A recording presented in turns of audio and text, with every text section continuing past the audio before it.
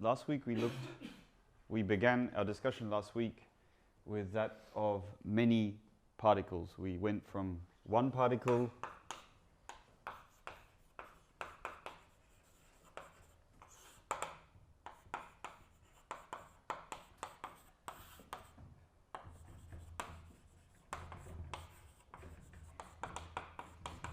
to many particles. This is vital if we want to talk about open quantum systems which are connected to their environment. So here's our picture. We have our system, which might be a cavity, a mode of light, a two-level atom, something like this. And we have an environment. And the goal of this course is to explain the dynamics of this small quantum system embedded in this environment. Now the thing is, usually the environment has many particles in it, many photons or many phonons or many electrons or many something, right? And that's why we have to talk about many particles. And last week what we did is we described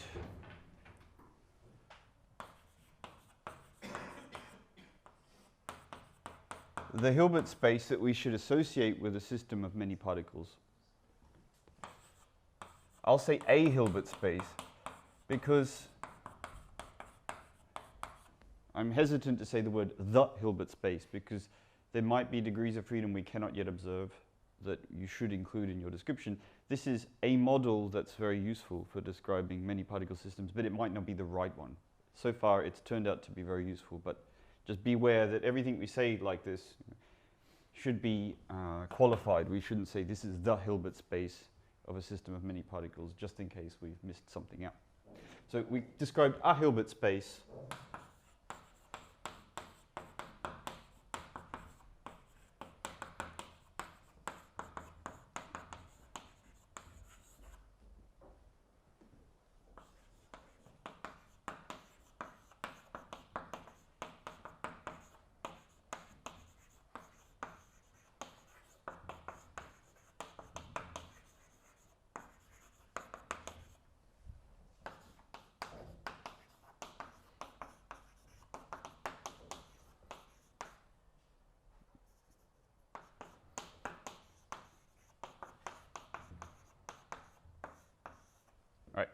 That's what we did last week. We described a Hilbert space to associate, we're just going to say this is how we describe the states of the system. We associate it with a system of an indefinite number of particles. So we're having to acknowledge the fact that we can't say for sure how many particles there is in the environment. And we're going to build it on top of the Hilbert space that we'd associate just for a single Schrödinger particle. That's what we discussed last week. And the answer was, depending on the types of particles, one of three things.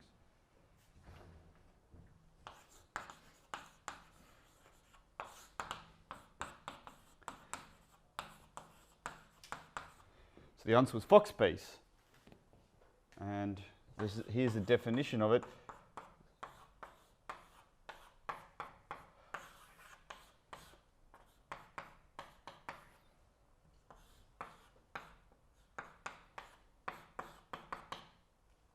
That was the definition we wrote last week.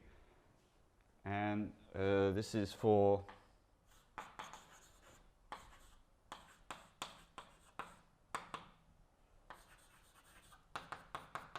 bosons we use the plus symbol, and for fermions the minus.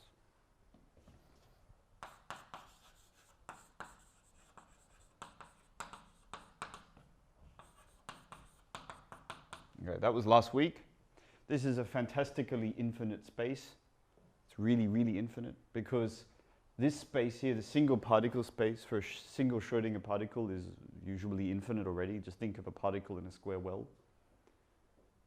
And then you've got this direct sum of an infinite number for the case of bosons, tensor products of this infinite dimensional space. There's a lot of degrees of freedom that we can associate with systems in here.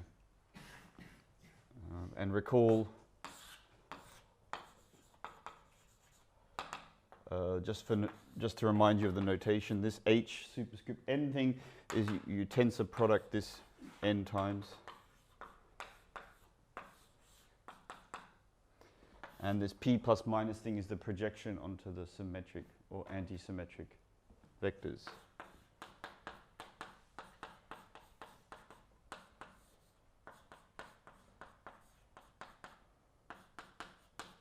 Okay, we'll put an n here.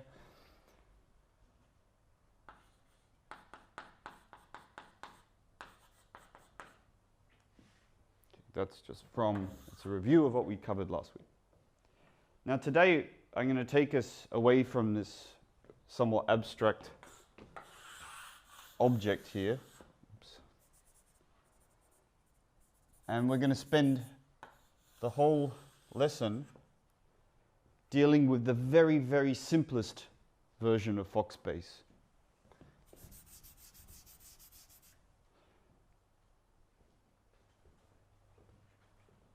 And the very simplest version of Fock space is when you take for your single particle Hilbert space just the complex numbers, a one-dimensional Hilbert space.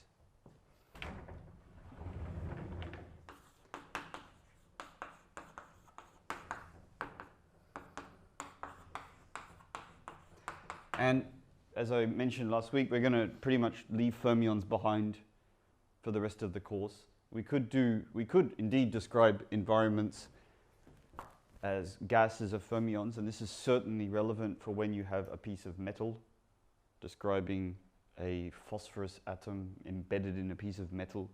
You would need to describe your environment as a combination of bosons and fermions, actually, because the metal has electrons flying around in it, and there's phonons floating on top of the electron fluid, and right. There's lots of things in the environment here, but that's just making our lives more complicated. Let's make our lives simpler and talk about the simplest possible systems.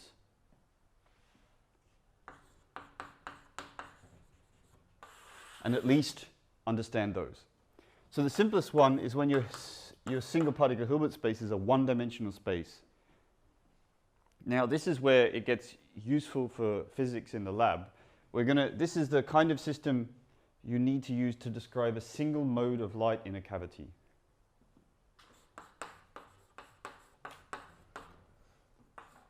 So last week, this is all abstract. You're quite welcome to forget everything we said last week about that if you're not interested in the mathematical foundations. And if you're interested in actually applying this stuff to something that's going to take place in a lab, then this is when we're going to start. So if you choose as your single particle Hilbert space just the complex number C, a one-dimensional, it's even less than two dimensions, so it's one-dimensional.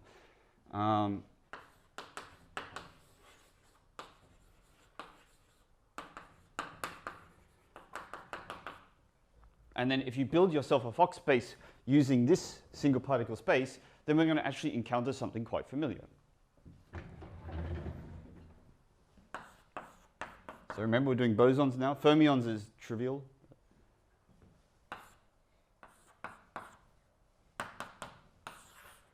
And we're going to convert this direct sum of projections and so on, blah, blah, blah. We're going to convert that all down to something really concrete and familiar, I hope.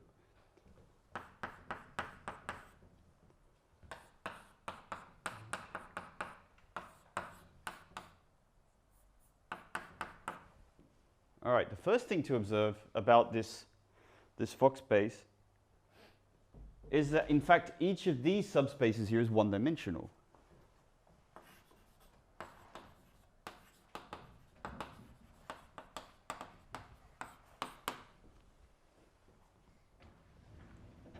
Let's just convince ourselves of this fact. So Hn is meant to be the tensor product of this single particle space n times. But our single particle space is just C, and if you tensor C with itself, you get C.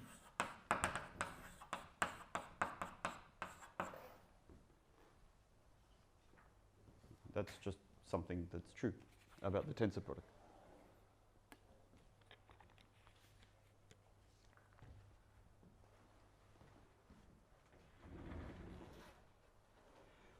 So what we're going to, and then if you've got this projection operator here, this projects onto the symmetric states. Well, if your system is one-dimensional, then this projection operator acts as the number 1.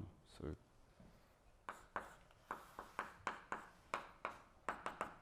it's just multiplying by 1.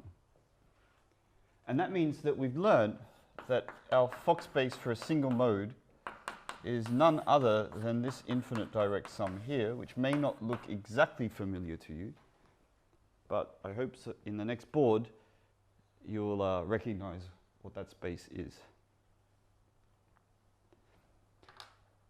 So it's infinite dimensional. Right? We have to contend with the fact that we could have an arbitrary number of bosons in this single mode. If you think of a cavity, there could be no bosons, no photons in the mode. There could be 1, there could be 2, there could be 3. And each one of those situations corresponds to one of these subspaces C in this infinite dimensional direct sum here. And that really gives us the key to interpreting this space.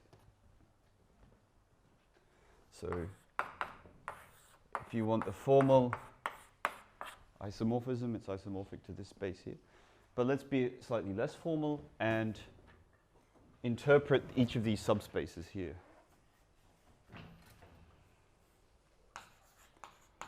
And we're going to write n for the basis for the nth subspace.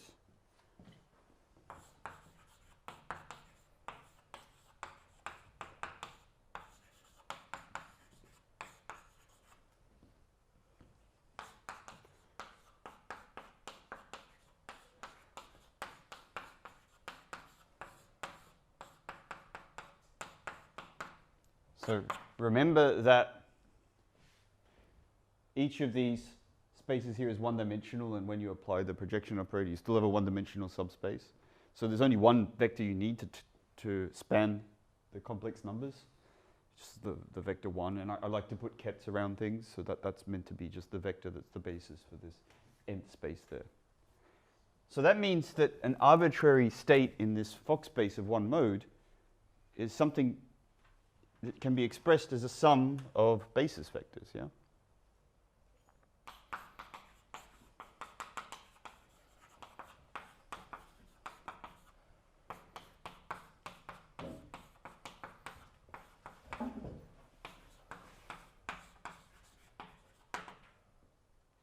Or what I didn't write and what I will write is that these basis vectors are orthogonal to each other. But I hope that that's kind of clear from this direct sum. We'll write it down in a moment anyway.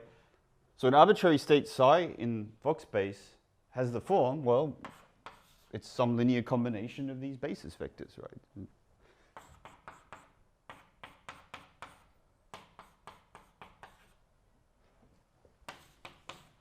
Such that these numbers don't sum up to infinity.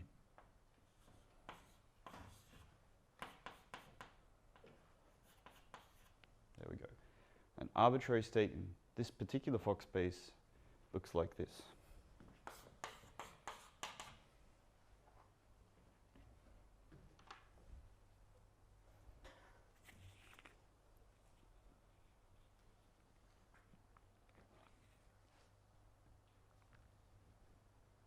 And I hope this starts to ring some bells, right? If I say Fock state for this n here, if you think of that as n photons in a mode, then what we have here is the state of a harmonic oscillator. So we can identify in a physically transparent way this Hilbert space here with the Hilbert space of a single harmonic oscillator. And that, I hope, sort of marries up with your understanding of the electromagnetic field in a cavity. Good. So that's great. We're going to interpret this space F plus C as that of a harmonic oscillator. And we're going to want to work with this space, but it's infinite dimensional.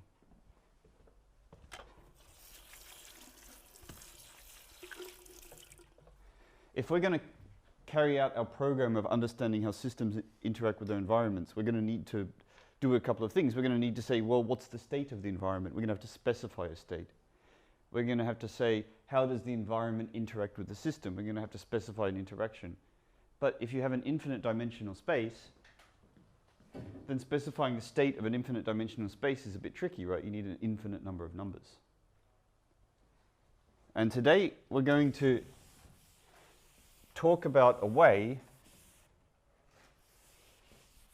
of specifying states and operators on infinite dimensional spaces, a human readable way of doing this. Now, nature doesn't have to care about how we want to represent states, but it just so happens that the way I'm going to tell you about today does a very good job of modeling the states we encounter in experiments.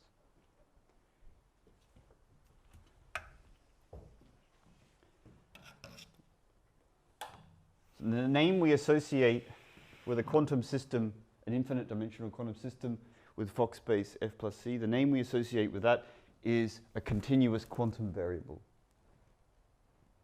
So that's what we call a system that has this Hilbert space here. So a harmonic oscillator is an example of a continuous quantum variable.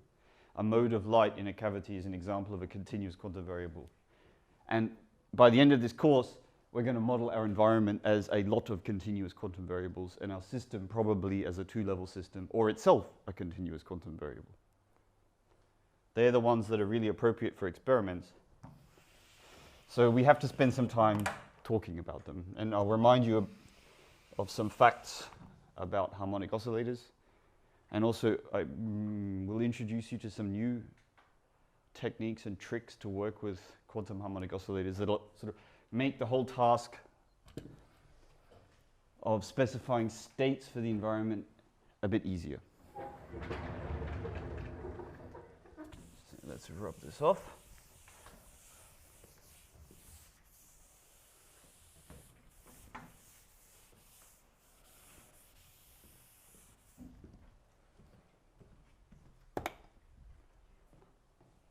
So if you think about a qubit has two levels. How hard is it to specify a state of a qubit? Well, if it's a pure state, you only need two complex numbers. And if it's a mixed state, you need three real numbers, which is basically the same as two complex numbers up to a normalization.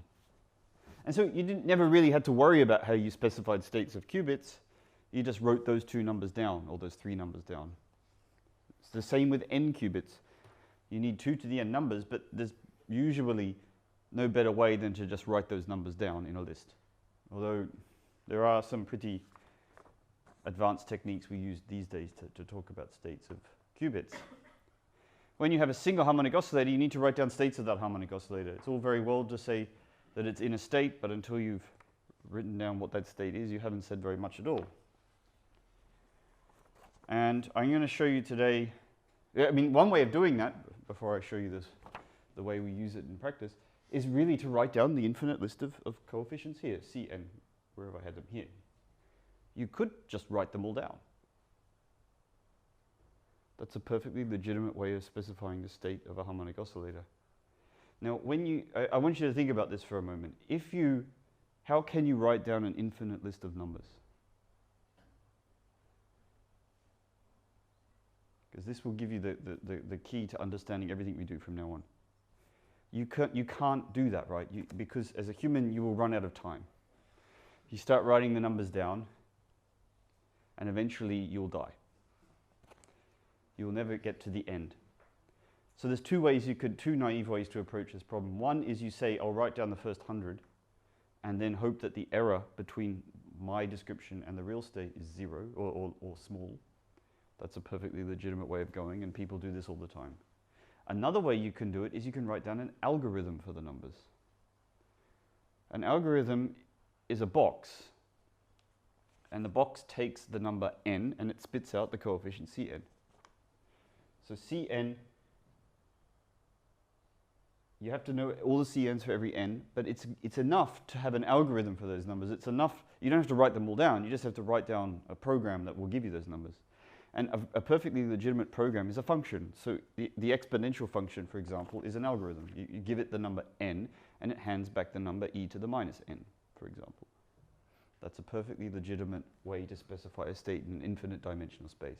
And that's precisely what we're going to do in this lecture today. We're going to describe somewhat sophisticated ways of giving algorithms for these coefficients here. Now, it's up to you whether you want to use these algorithms or not, but they turn out to be very useful in our course. They also turn out to be directly corresponding to things we can measure in experiments. So if you do homodyne detection and heterodyne detection on a mode of light, then the numbers that come out of your detection apparatus correspond to this way we have of specifying the states. So I'll explain this all today. Right. So we come to a definition now. This was all the motivation for the definition. Here comes the definition.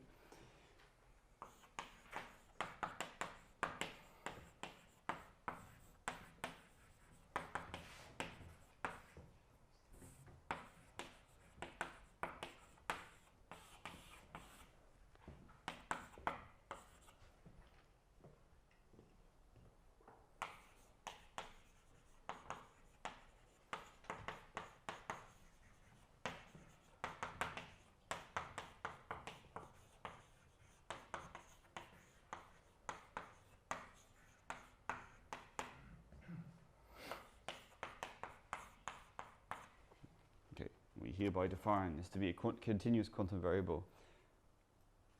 Now, if you know something about Hilbert spaces, then you will no doubt point out that that means everything is a continuous quantum variable, because all separable Hilbert spaces are isomorphic to this H here.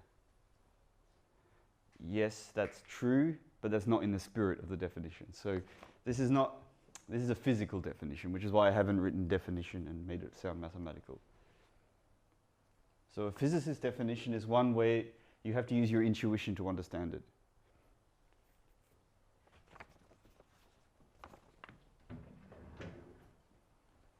Right. Now, it's super convenient to have this annihilation and creation operators for this space. I defined them last week, but I'm going to just write them down again, and you're going to recognize them instantly, I hope.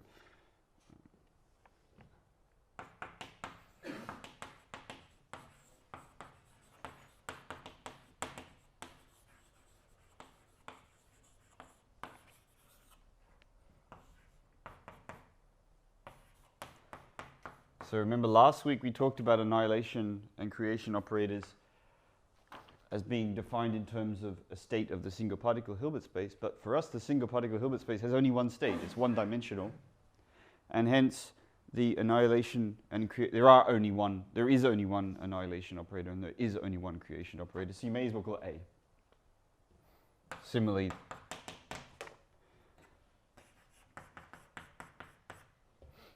and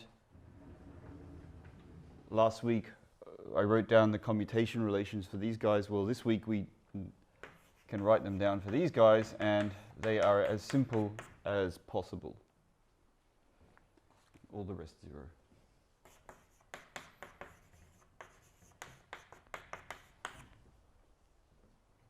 So it's none other than a harmonic oscillator, creation and annihilation operator.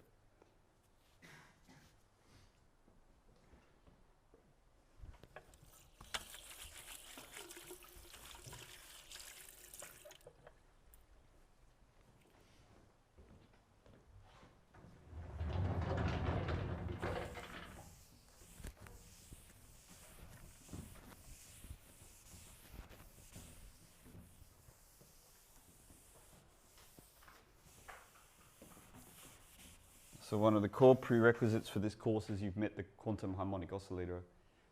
So at some point, you should remind yourselves of that system.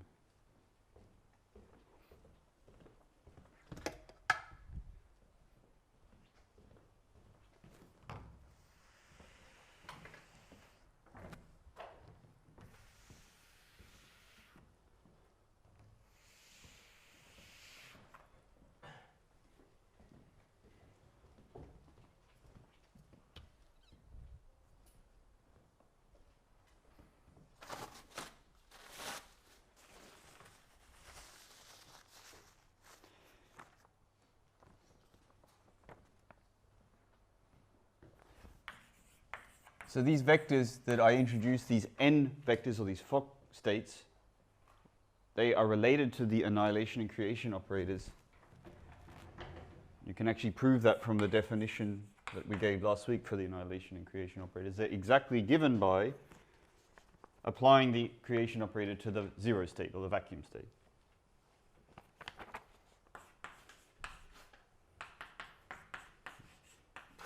Exactly according to the formula that you've no doubt encountered before.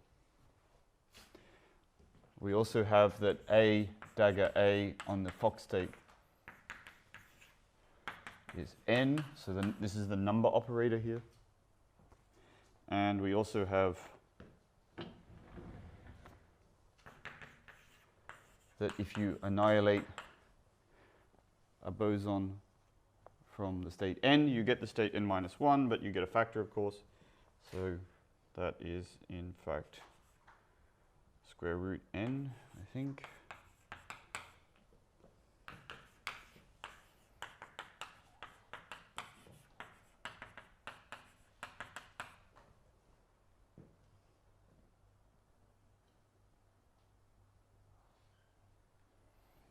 And finally, we have that these states are all orthonormal.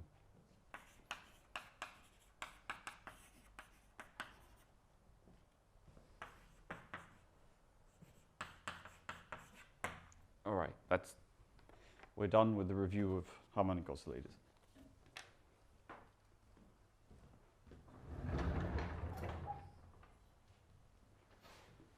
Now we're going to come to something that you may not have encountered before. I mean, if you're an experimentalist, you probably would have encountered this already. But if you're not, then it's worth it to spend some time talking about these objects that I'm going to introduce now, called displacement operators.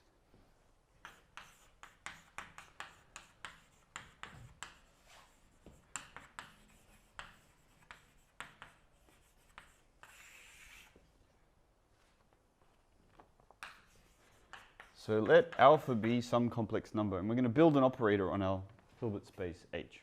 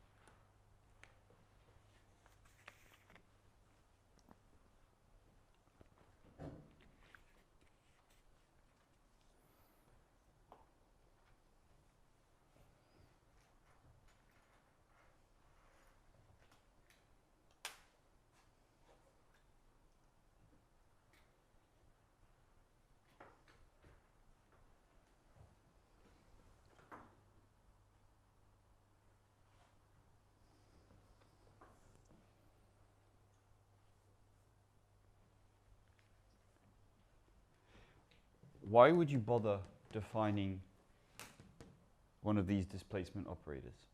So I'm going to give you two answers. I'll give you a mathematician's answer and I'll give you a physicist's answer. So the mathematician answer is, well, okay, sure, we could work with these A's, but these A's are unbounded operators. And then we have to worry about, are they continuous and do expressions involving A's converge? Another way to work with A operators is simply to exponentiate them and turn them into a unitary operator. And the nice thing about unitary operators is they're bounded. And so we can use these as a proxy for these guys up here and do all our calculations instead with these things. And then when we want an expression involving the A's, we just differentiate with respect to alpha and set alpha to 0.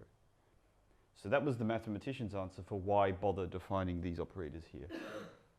The physicist's answer is a bit different. And that is, these are operations actually correspond to linear optics. Transformations you can do with linear optics. So if you have phase shifters and beam splitters, then you can describe their operation in terms of these displacement type operators here. So these more closely correspond with what you actually do in the experiment. You stick the piece of glass on the table, and the transformation it affects on the mode of light is represented by this unitary operator here. Whereas I invite you to think about what is the physical operation which does A. can you go to can you look through your catalog and buy a machine that will do A? And the answer is you can't, because it's a Hermitian operator, and the only operations you're allowed to do in quantum mechanics are completely positive maps, or as a subset of those, unitaries. So you can't buy an A. You can buy a beam splitter, which will, if you couple it to the vacuum, sort of act like A, but you can't buy an A box. So that's the physicist's reason for why you should care about displacement operators. Now, the claim is, and I said it 2 or 3 times in that justification, that these displacement operators are unitary operators. Let's go some way to proving that.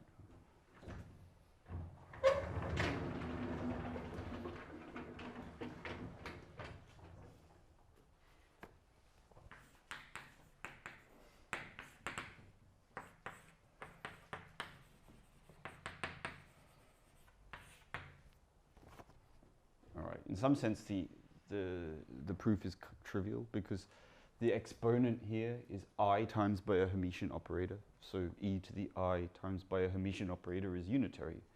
That should suffice for any physicist. And it's exactly that's the level we are in this course. We're not going to bother proving the continuity of this mapping and so on. So one way. I mean, knowing that it's unitary doesn't really help you, though, in actually manipulating this object. So we're going to go a little bit further by noting that the inverse of this operator is the same as just having minus alpha in there. And that happens to equal the dagger of this operator. That is how we're going to work with this guy as a unitary operator. We simply note that if you turn alpha to minus alpha, that's the same as taking the dagger.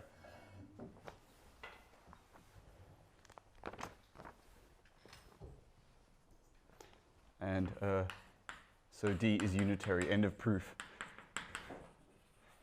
This is not a proof in the mathematician sense, but this is a good enough argument, I hope, that you won't be too skeptical. Now, there's a little exercise that I want you to do. Okay, it's a television exercise.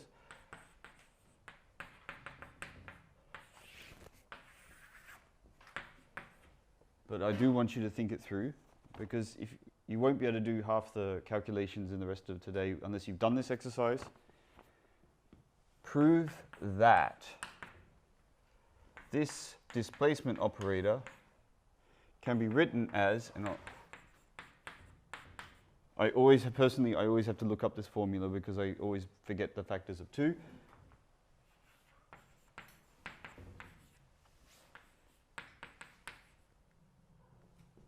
Prove that.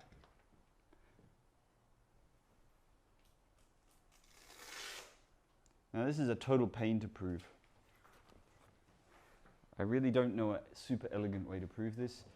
The hint is to use the Baker-Campbell-Hausdorff formula. I hate that formula, but whatever.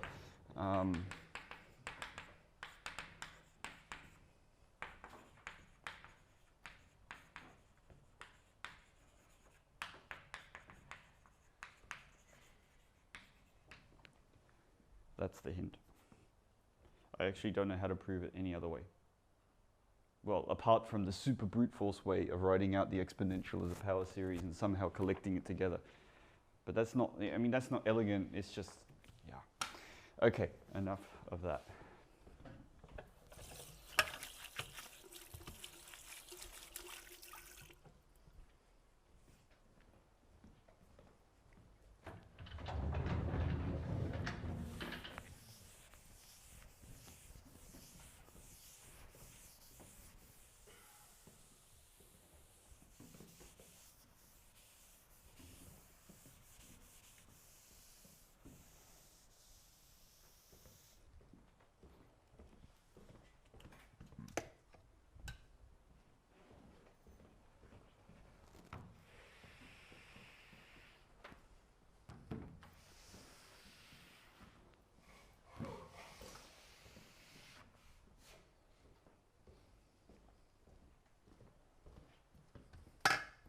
Once you've got this formula, you can do all kinds of interesting things. The first thing we're going to do is define things called, the second thing we're going to do is define things called coherent states. Before we do that, we're going to write down some identities. In fact, today, if you like, is just going to be a list of identities involving this D. Okay, we have to do it at some point, and now is the moment. So firstly, this notation is a bit clumsy, dA comma alpha. This matters more when we have multiple modes of light. Right now we don't, so we know that we're only talking about one mode of light, so let's get rid of the A.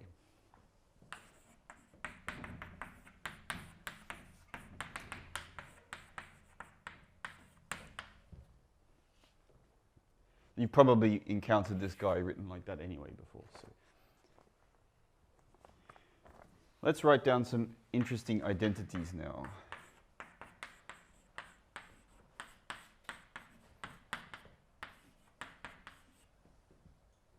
These are all exercises.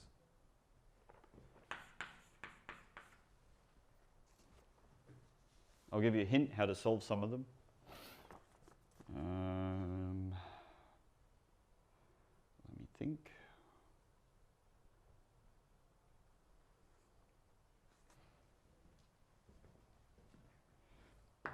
Could use that formula.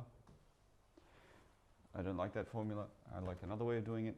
You could also differentiate with respect to alpha and set up a differential equation and then solve that differential equation and find that the answer is that. That's kind of, using a hammer to swipe a fly, but I don't know, it feels cooler. And then the other formula that we're going to need today is the composition rule for these D alphas and betas.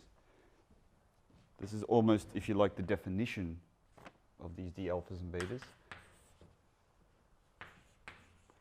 So if you might catch me saying Weil operator instead of displacement operator. So I better write that down, that I may say that by mistake. Because these things are meant to be okay.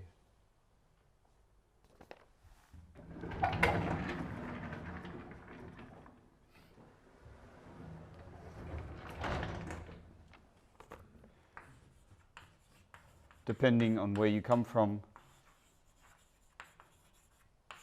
the word Weil operator may be the thing you recognize these things as. So there's a formula for how to compose these guys, and it's this, minus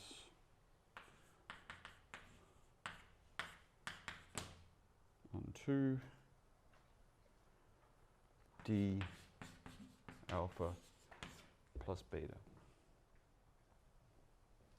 So if you displace by beta, then displace by alpha, that's the same as displacing by alpha plus beta, but you have some funny factor at the front.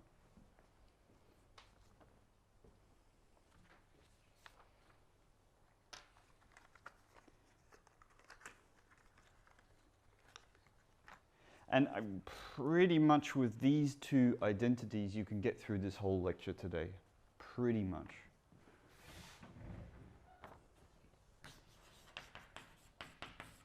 Now that we've got these displacement operators, and hopefully now that you believe me that they've got something to do with optics, we can use them to do stuff. And we're going to use them to build states.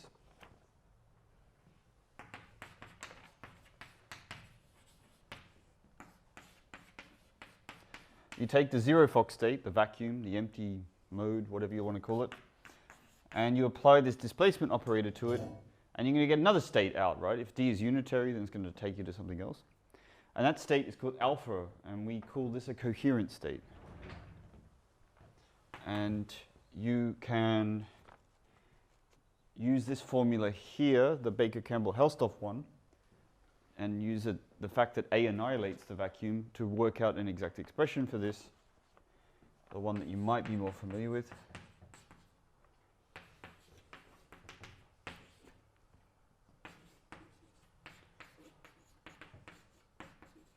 There it is there. So this state here is called a coherent state.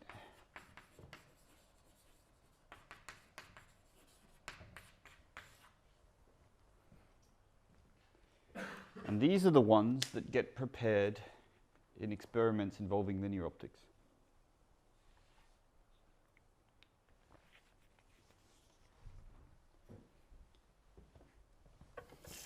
If you've got squeezing operations, you can prepare a wider class of states which we'll also call, well, we won't call them Gaussian, we'll call them squeeze states. Well, maybe we'll call them Gaussian in this course, I don't know. But you can prepare a wider class of states, but they all have this typical form here. So even with squeezing, they look like somehow Gaussians on many modes. Now, it's a little exercise for you to prove that a Fock state, unless n is 0, is not a coherent state. That's a little exercise for you to think about.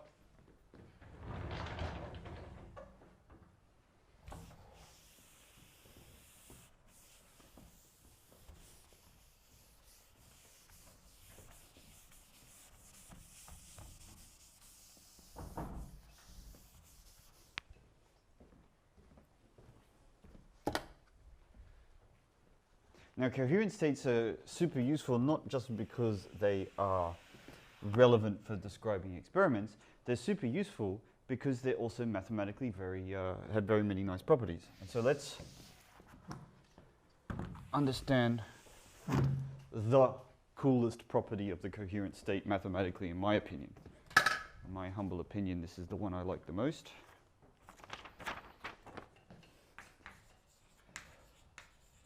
Coherent states are overcomplete. So they don't form a basis in the normal sense. They're not like an orthonormal basis, but they are, you can express any state in terms of them.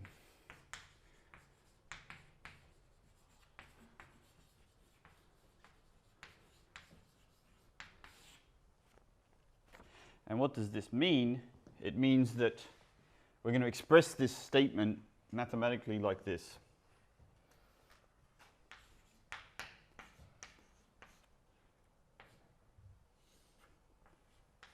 If you integrate this thing over all the coherent states, you're going to find that it acts like the identity.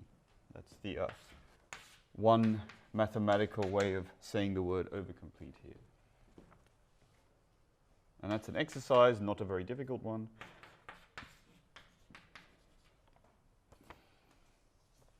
And the measure here, how do you integrate over the complex numbers? Well,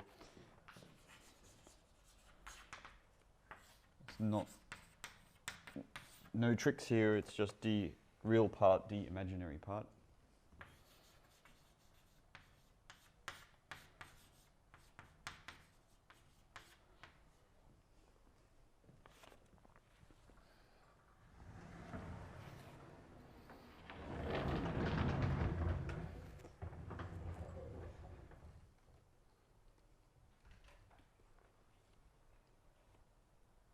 So I only know a tedious way to do this exercise.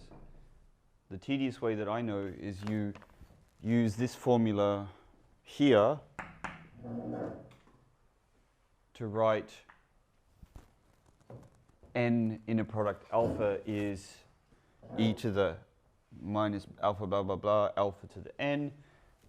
Alpha inner product m is got the alpha stars in it.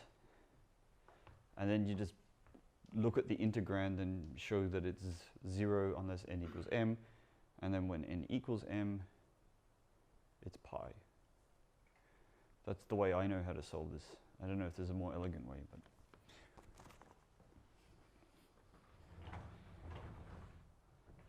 and this is just another expression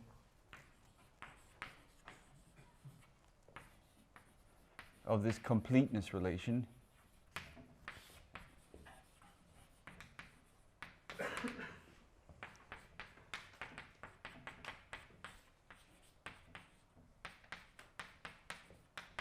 Now, completeness relations are amazing because they allow us to express things in terms of bases that we like.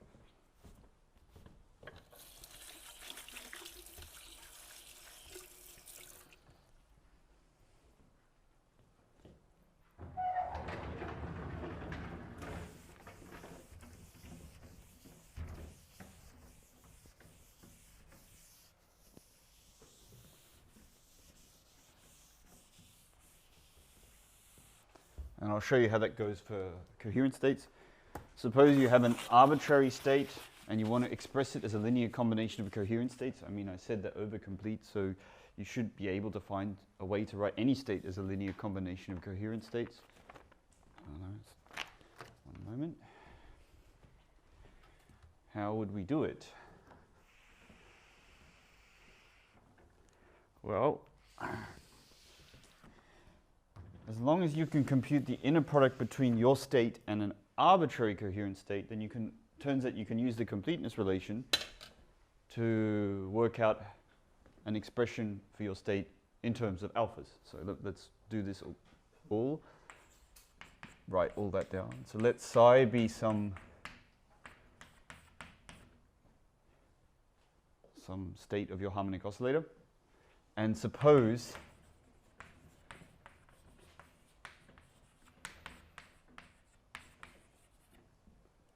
you can compute, so you have an algorithm for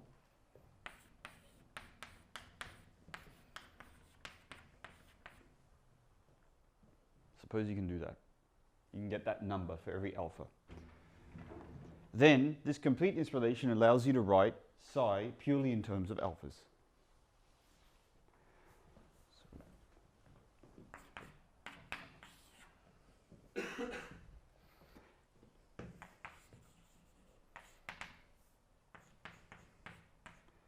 So we're going to apply the identity to psi.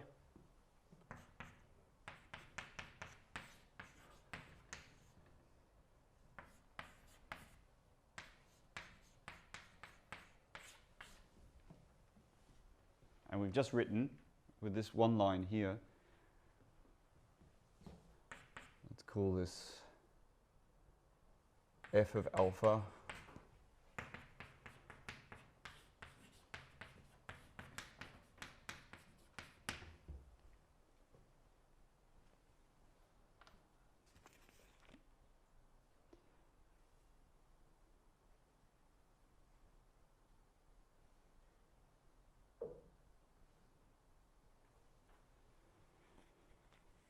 knowing f of alpha is the same as knowing psi.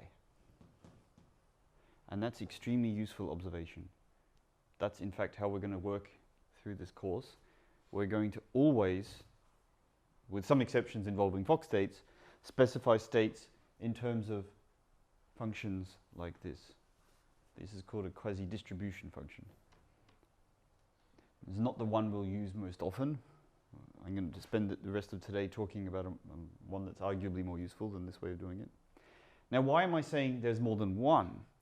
Well, the thing is about coherent states, they're very beautiful and all that, but they're overcomplete, which is actually one of the features of coherent states which is not particularly beautiful. If you have an overcomplete basis, then there's more than one way to represent any state in terms of that basis. That is super annoying. Example, so overcompleteness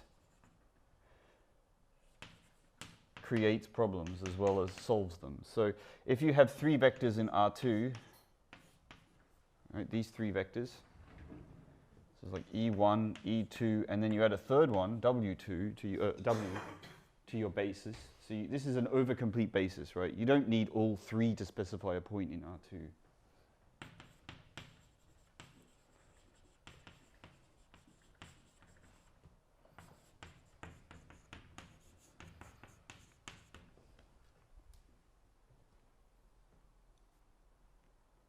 In fact, any two will give you a basis for R2 and give you a nice representation of a vector.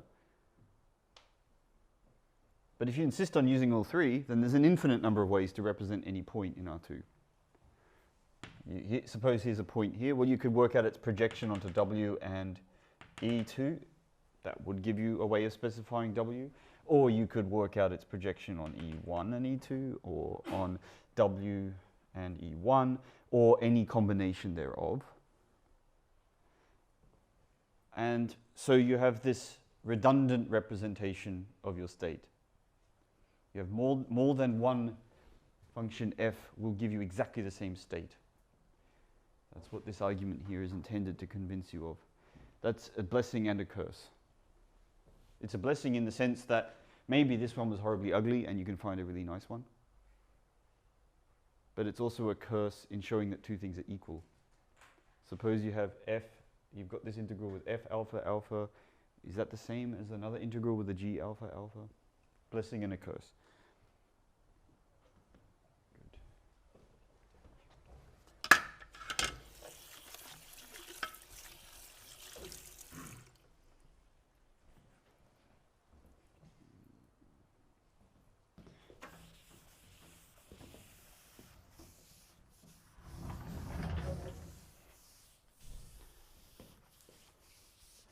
Now, so far I've been talking about states, pure states, but in this course we're not allowed to just restrict to pure states because we're going to be describing systems in contact with their environment, systems that have exchanged information with their environment. And the only general way to do that is we're going to have to talk about mixed states. And for infinite dimensional systems, this is as more complicated as it is for pure states. We're going to have to somehow deal with an infinite list of numbers. And the rest of today will be focused on generalizing this observation here to mixed states.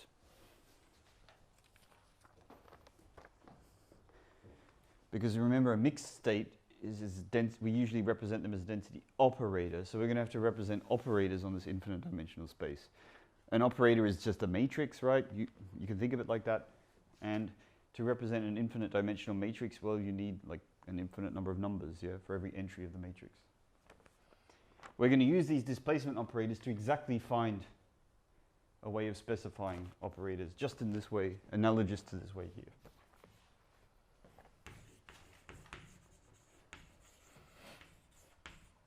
Orthogonality.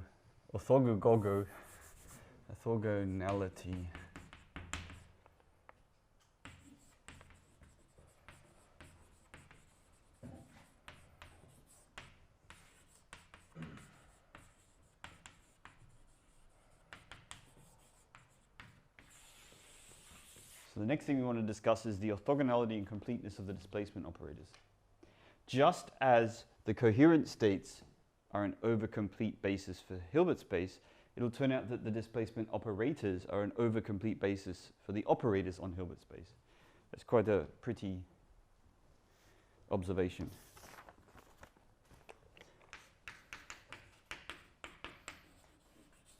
So to convince ourselves of this statement, we're going to do a computation. It's a physically slightly nonsensical calculation, but it turns out to be useful mathematically. Let's work out the trace of d alpha. Now, this is not something you can really observe in an experiment.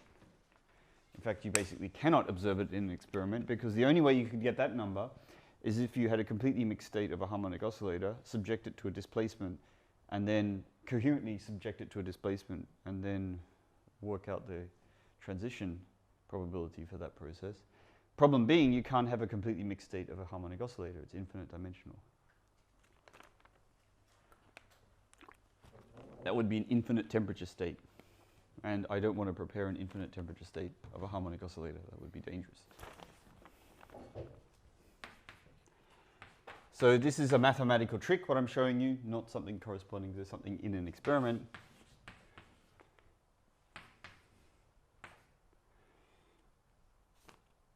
No.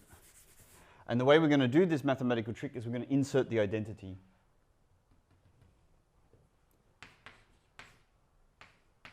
Via this alpha. I am using alpha here, no beta, sorry.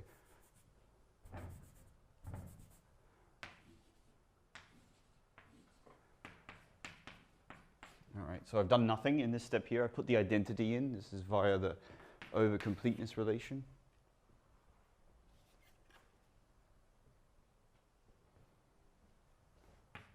Now, each of these steps is basically an exercise, although it's sort of in principle follows directly from the formulae I've shown you now.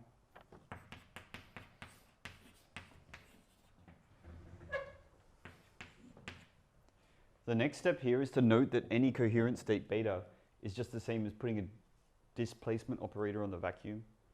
So that's the next step. And then you use another one of these identities that I showed you. So I've skipped a couple of steps, which is why this is an exercise. Hang on. It's an A.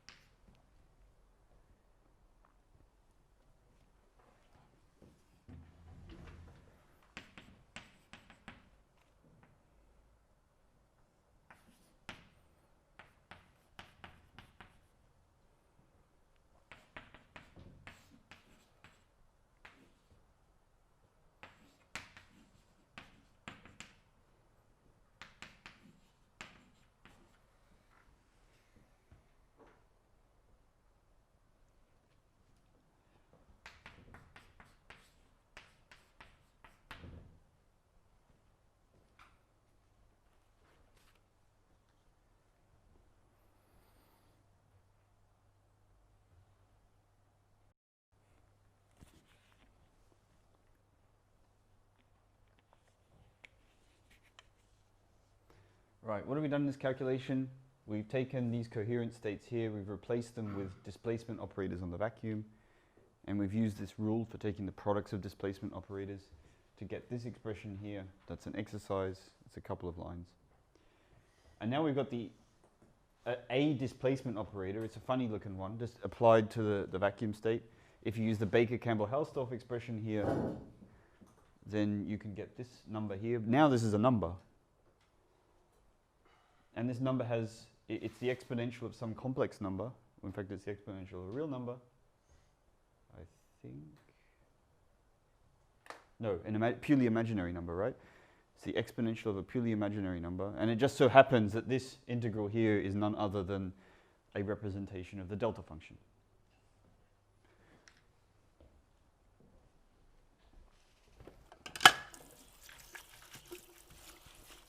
All right, that's just a mathematical trick. There's nothing else, no other way to describe it. But it's a very useful one.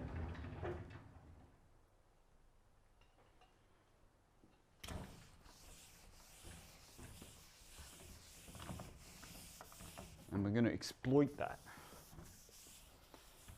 to prove that displacement operators are orthogonal to each other, linearly independent, not orthogonal.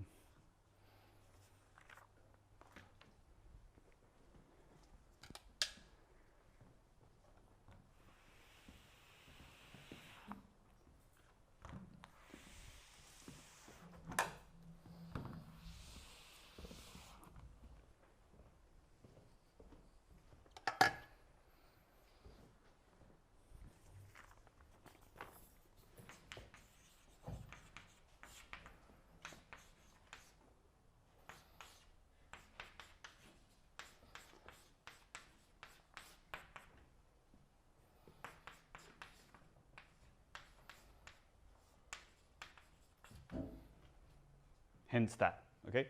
This calculation here pretty much immediately shows this.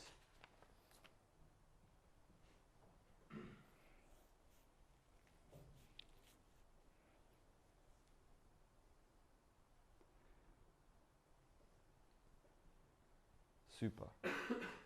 Still looks like a mathematical trick. But what it should start to bring you in mind of is inner products between vectors. So if you think of this expression here as somehow analogous to an inner product between operators, this is, you got to, in your mind, just think when you see this expression here, this is like taking the inner product of two vectors, but now the vectors are operators.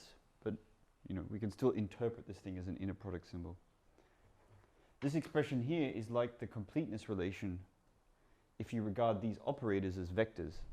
Now, if that made no sense to you whatsoever, then just forget what I said. But if you do, if you are familiar with operator algebras, I hope that sort of speaks to you a bit more. But for now, it's still a mathematical trick. It's the next line, which is the important one. So let A be a bounded operator. Doesn't work for unbounded operators in general on our Hilbert space. So remember, density operators are bounded operators. And we're going to have to talk about mixed states of harmonic oscillators.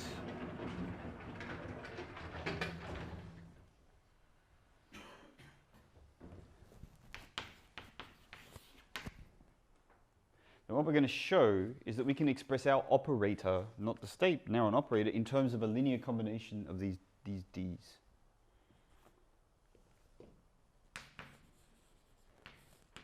And this is a very important formula.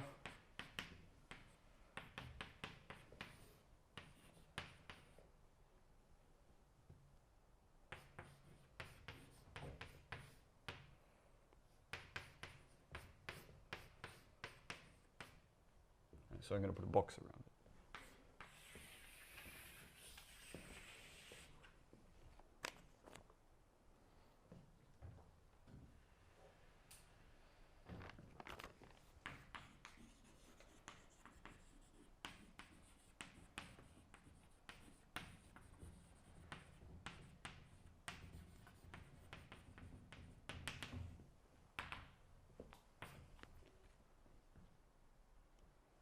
Still a mathematical trick. We're almost there, though. It's something more physical.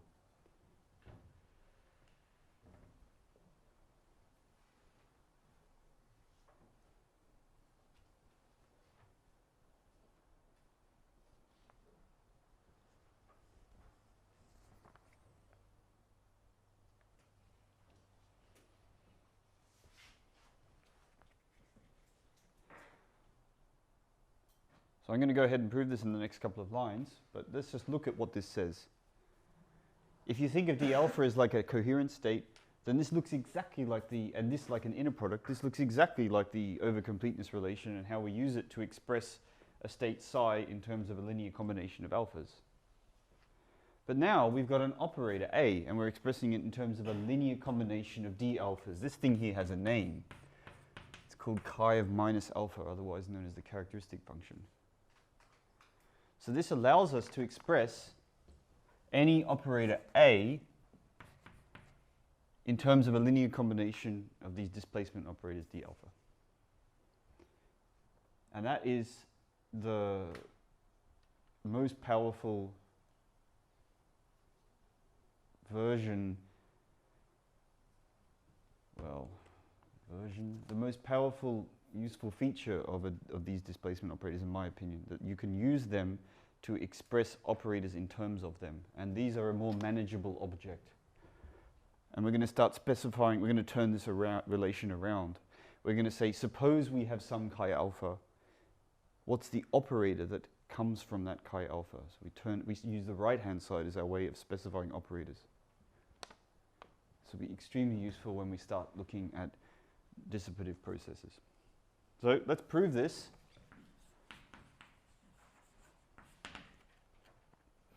The proof is, again, just a boring direct computation proof.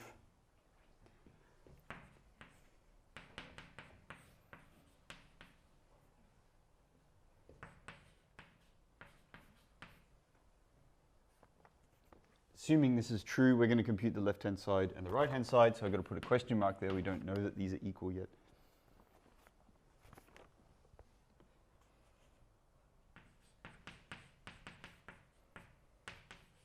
So I'm just doing the trace here. That's what that is. That's this bit.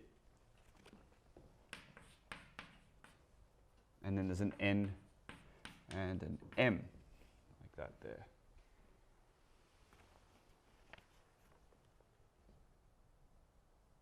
Now,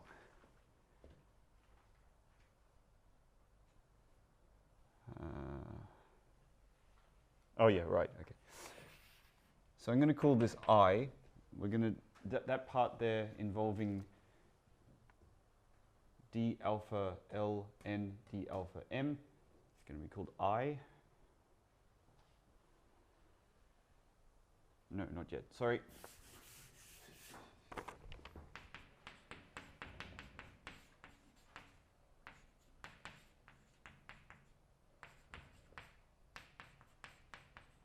Okay, we've got to put in a completeness relation here, but now this is the Fock state completeness relation.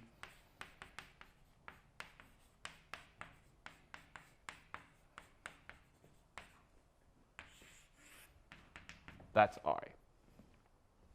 We're going to study that expression I now.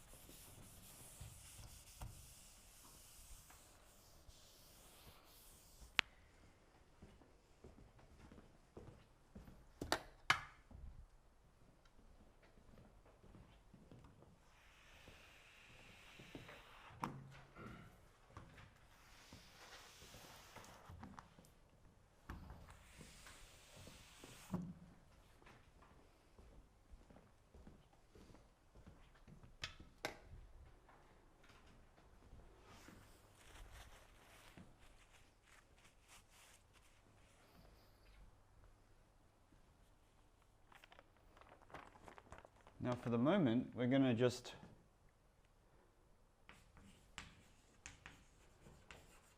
pretend that I, also this little integral here is part of I should have said that. I'm going to pretend that it has a special value.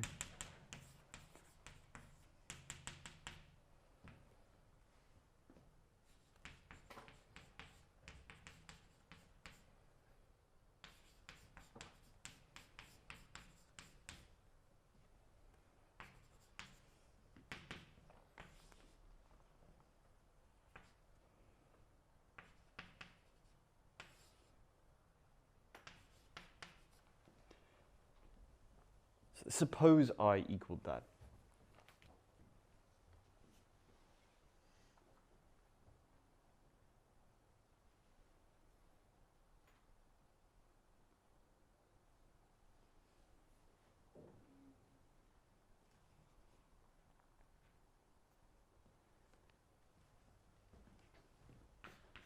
Well, then it's easy.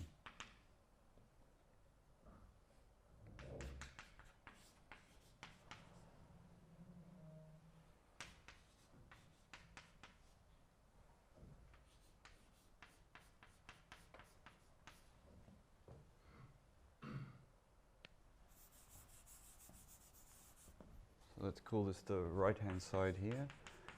Then the right-hand side equals, if we have this expression,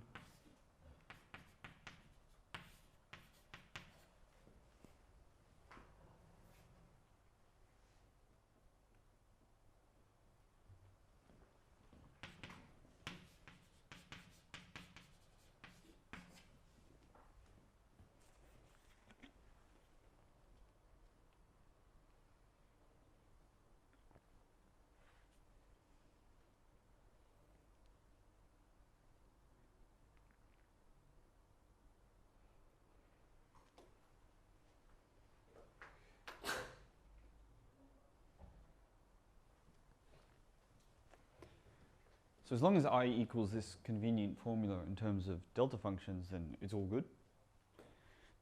Let's convince ourselves that it's all good.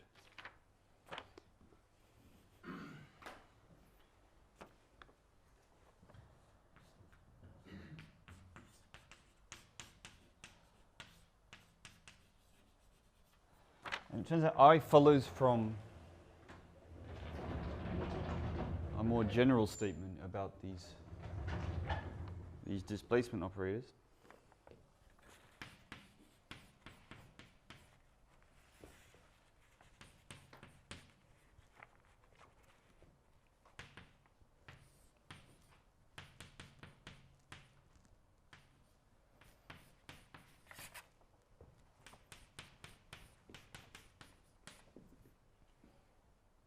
So I is indeed true. And you can get it from this formula here. And this formula here follows from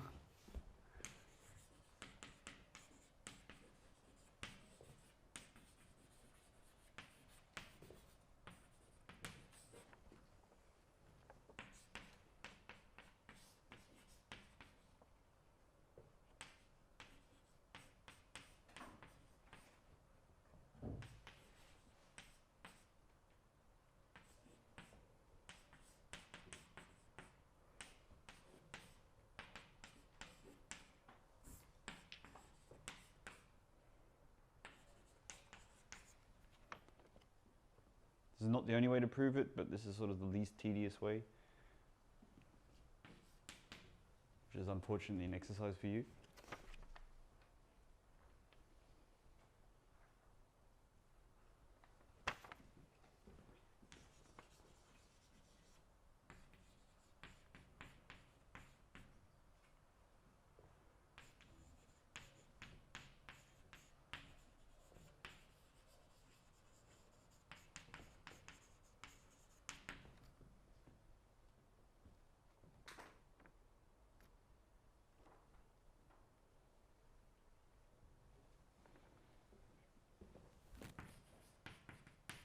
These are not particularly hard exercises, but you have to sit down and make sure you don't get minus sign errors. And just use the formulas that you have one by one.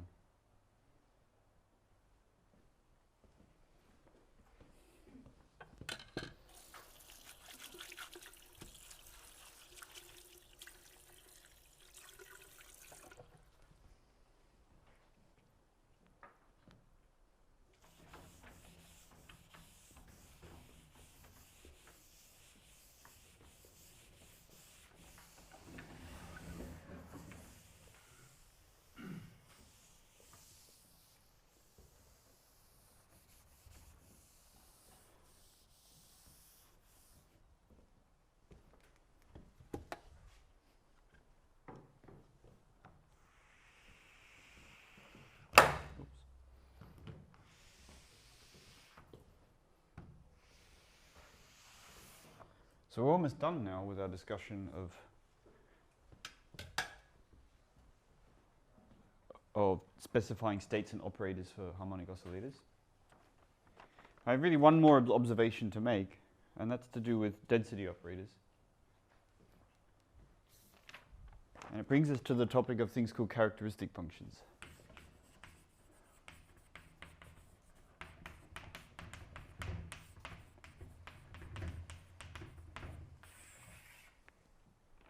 Now, characteristic functions are ways of specifying density operators.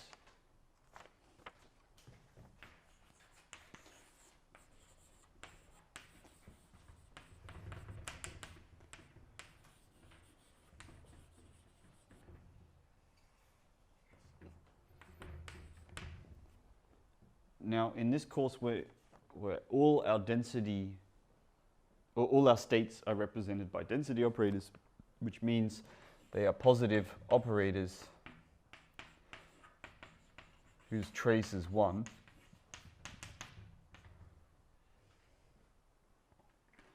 Not all states have this form in infinite dimensions. It's a super interesting fact that you can build states that aren't representable like this. Of course, they're not particularly useful for physics, but it's still an interesting fact. The states that are interesting for the physics in this course will be, you can always write them like this. You don't have to worry about singular states and other crazy things.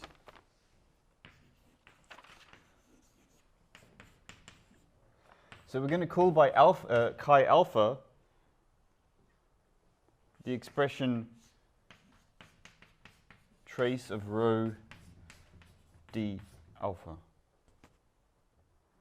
We call by this expression, I'll put a little rho here, the characteristic function of rho.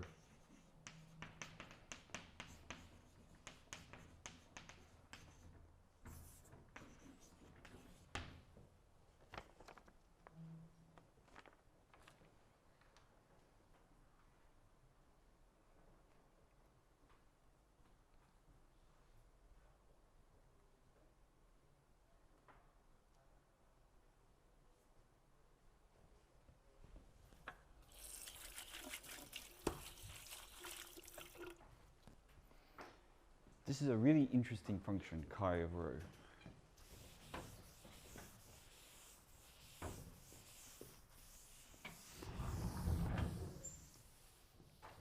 I'm going to enumerate some of the reasons why this is interesting. So it's interesting because you can estimate it in using experiments. If you can do heterodyne and homodyne detection and processing of your data, you can estimate chi of alpha.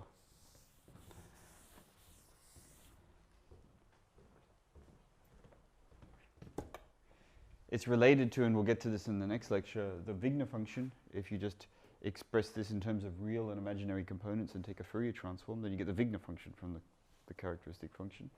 We'll do that next week. And thirdly, if you know the characteristic function, then you know rho. And that is because we have this formula, this completeness relation.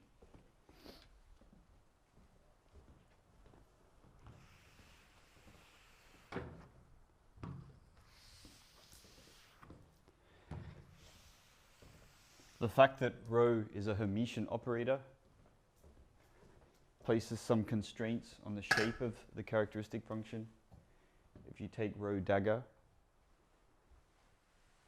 if you take the complex conjugate of this expression, you see that chi of rho is the same as the chi complex conjugate of the chi of minus alpha.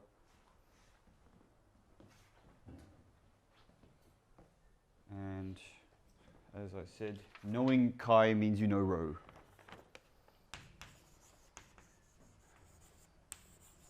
So because of this identity that A equals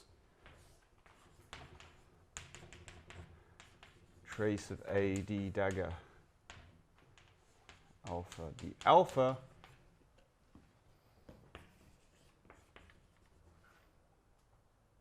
we can reconstruct rho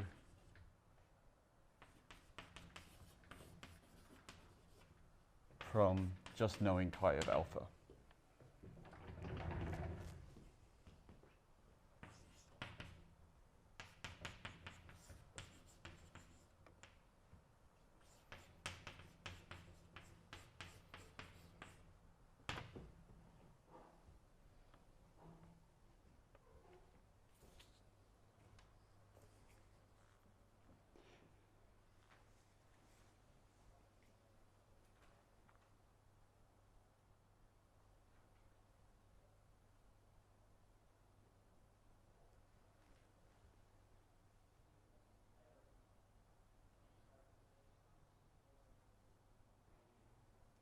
It's quite a nice way to represent density operators. You can get some quite pretty plots,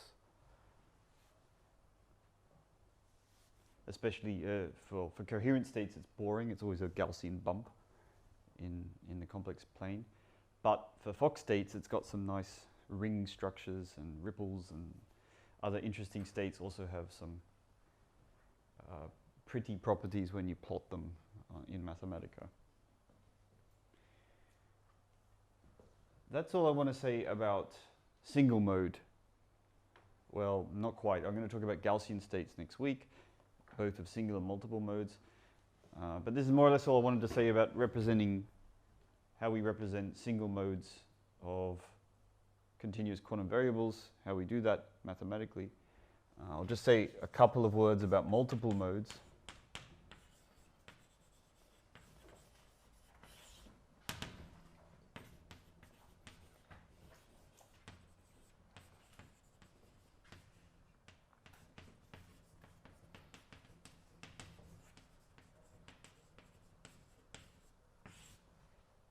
Suppose we have n distinguishable continuous quantum variables. That means they're labeled by some number that allows you to say which mode you've got or which harmonic oscillator you've got.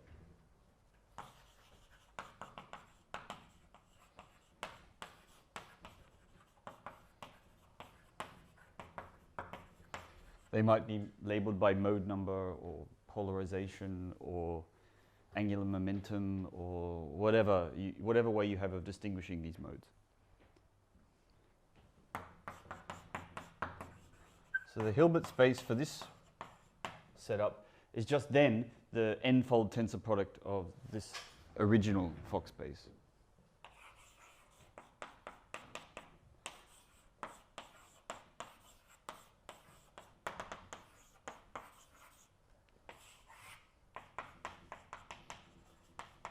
So far, so easy, right?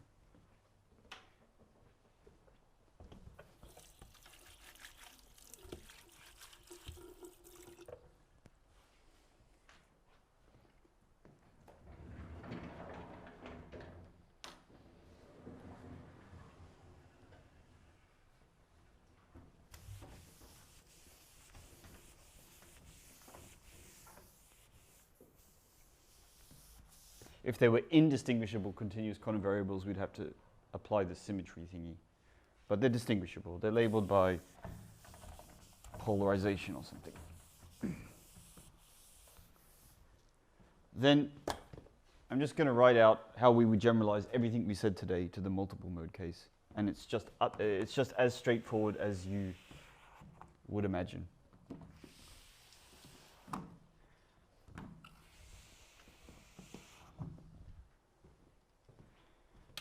Firstly, we're going to build displacement operators for multiple modes. That's what you think it is.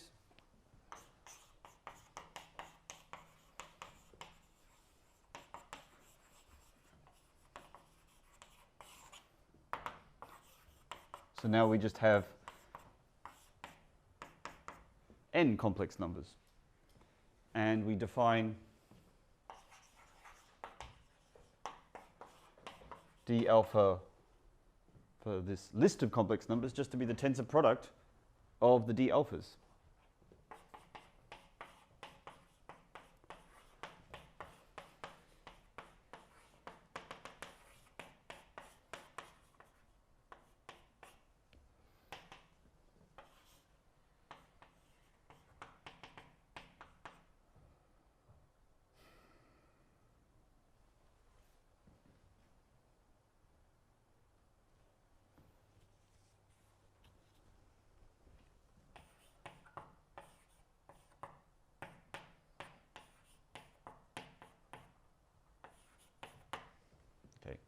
That's an easy calculation for you to do. Now, A, J are the annihilation and creation operators for each of these n modes.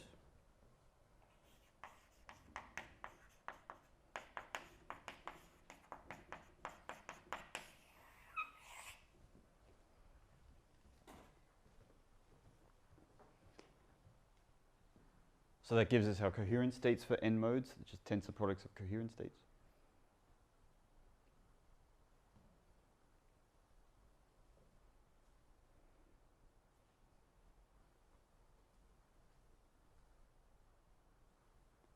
That's pretty much all we need to do in defining, extending this formalism to multiple modes. I guess I'll do the completeness relation. I think that's probably worth writing out.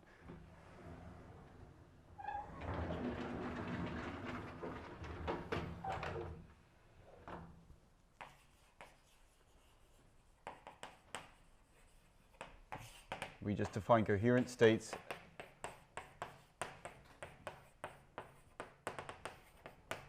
like that, just n copies or n different modes.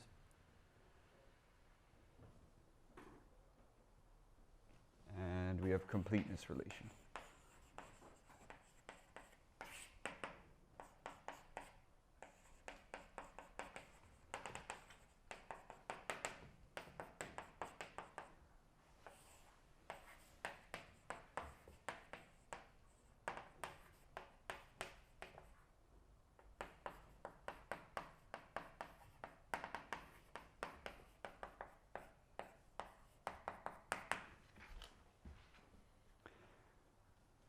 Interestingly, there are more, these coherent states are examples of what are called Gaussian states.